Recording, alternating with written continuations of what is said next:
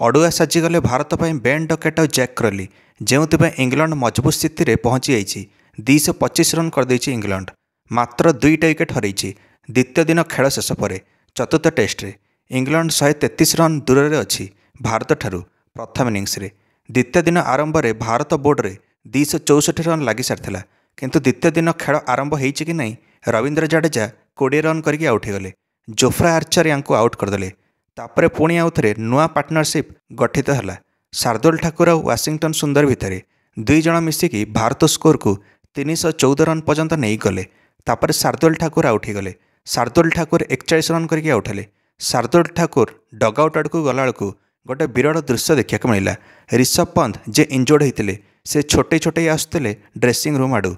Rishabh Pant 37 run कर retired हट होते किंतु निज टीम को बचाई यथासंभव प्रयास करें और पड़िया मझी को आसिले। स्टाडियम बसी दर्शक मैंने सम्मान देवाई ऋषभ पंत को उठी पड़े कारण से छोटे छोटे चली चली आसुले से दौड़िया अवस्था भी नथिले किंतु निज टीम को बचाई से आसिया को बाध्य हेले।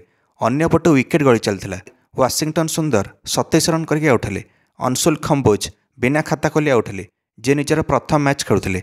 बेन स्टोक्स 5टा विकेट नहीं सारी निजर प्रथम इनिंग्स रे एणिकी इंग्लैंड दल पूरा धुआंधार फॉर्म रे थिला किंतु पंत हार मानले नहीं। निजे 50 रन भी संपूर्ण करिले प्रथम इनिंग्स रे।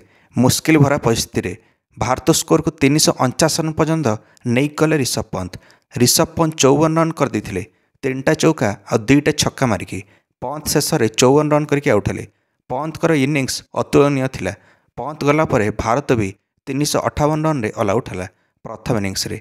इंग्लैंड बैटिंग पर आसिला प्रथम इनिंग्स रे आ दुई ओपनर बेन डकेट और जैक क्रली निश्चिंतार खेलिले। बुमरा एकला 2.8 इकोनॉमी रे रन दौले और बाकी भारतीय बोलर्स माने महंगा पड़ुले। यार फायदा इंग्लैंड ओपनर्स माने उठेले बेन डकेट और जैक क्रली। देखो देखो बेन डकेट 50 रन करें। जैक क्रली भी 50 रन करें 73 बॉल 100 रन पार्टनरशिप है दुई जन मध्य मात्र 19 ओवर रे आपर जाकि पार्टनरशिप 150 रे मध्य पहुँचला बेन डकेट और जैक क्रली मध्य। जैक क्रली 84 रन कर पकाइले आ 74 रन कर पकाइले बेन डकेट। से रवींद्र जडेजा आसिले भारत को बचाई आसु आसु ही जैक क्रली को आउट करदे। इंग्लैंड 166 रन रे निजर प्रथम विकेट हरैला। तापर बेन डकेट गोटे चिंतार विषय पलटिले भारत पर जे एबे भी आउट होते और 94 रन कर सारी। भाग्यबल अंशुल खम्बोज बेन डकेट को आउट करियारे सक्षम हेले और निजर प्रथम डेब्यू विकेट नेले अंशुल खम्बोज। इंग्लैंड 197 रन रे द्वितीय विकेट हरैला। मैनचेस्टर ओल्डफोर्ड रे मुस्किल भरा परिस्थिति इंग्लैंड दुई ओपनर मिसिकी बैकफुट रे पकाईदेले भारत को। इंग्लैंड एवं 225 रन कर 2टा विकेट हरैकी। चिंतार विषय यह जे इंग्लैंड बॉलर्स मैंने जो बॉलिंग करते बॉलटा स्विंग होता किंतु भारतीय बॉलर्स मैंने बॉलिंग कला बेलू बॉल जमा भी स्विंग होना। 133 रन रे पछुआ अच्छे इंग्लैंड।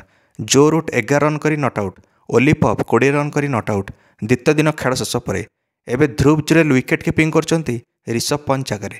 कौन लगुच इंग्लैंड दल केते रन कर निज प्रथम इनिंग्स रे आ भारत जीति पारिबो कि चतुर्थ टेस्ट मैच। निश्चय मंतव्य कमेंट दे वीडियो को लाइक और चैनल को सब्सक्राइब करदे समस्त क्रिकेट अपडेट्स। धन्यवाद।